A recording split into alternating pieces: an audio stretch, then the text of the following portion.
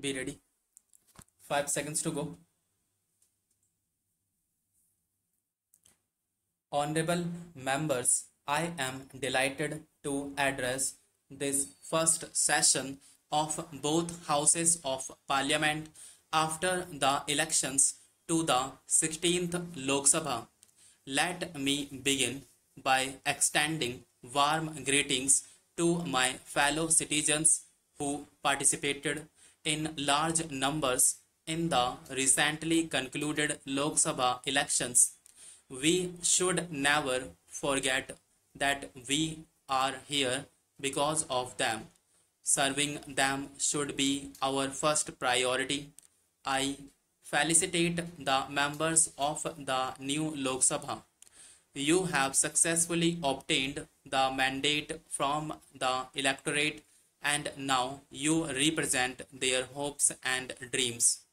I extend a warm welcome to all of you and hope that the sessions ahead with heavy legislative agenda will be productive and useful.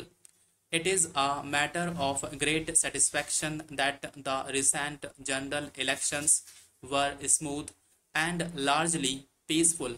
I would like to congratulate the Election Commission of India and the official machinery for conducting these elections successfully. The deep interest shown by the people of India in the elections is a sign of progressive deepening of our vibrant democracy. Before I dwell upon the tasks ahead of us, I would like to express my solidarity with the families of all those who lost their lives during the election process. I congratulate the new Speaker of the Lok Sabha on her unanimous election to this august office. By successfully electing women speakers, the Lok Sabha has reaffirmed our belief in the importance of women in our society. This has been an election of hope. It marks a turning point in the evolution of our democratic polity.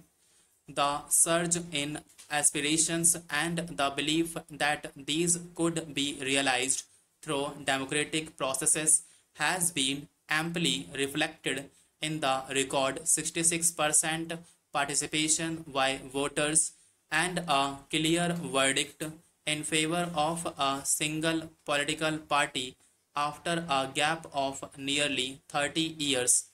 The electorate transcended the boundaries of caste, creed, reason, and religion to come together and vote decisively in favor of development.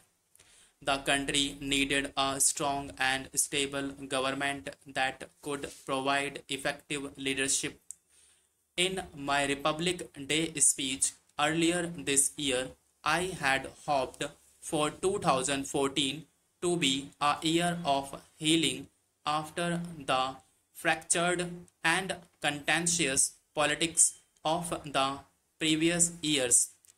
Standing here today, I applaud the wisdom of my fellow citizens for having voted for stability, honesty, and development in a resurgent India in which corruption will have no place. They have voted for a united, strong, and modern India. My government will work to fulfill these aspirations with the involvement of all the 125 crore people of this great country.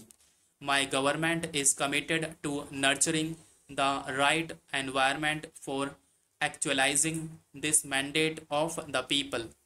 We will work together to re-establish the credibility of the institutions of democracy. My government will function on the mantra of minimum government, maximum governance. In all our actions, we will be guided by the core values of our great civilization. My government is dedicated to the poor. Poverty has no religion, hunger has no creed, and despair has no geography. The greatest challenge before us is to end the curse of poverty in India.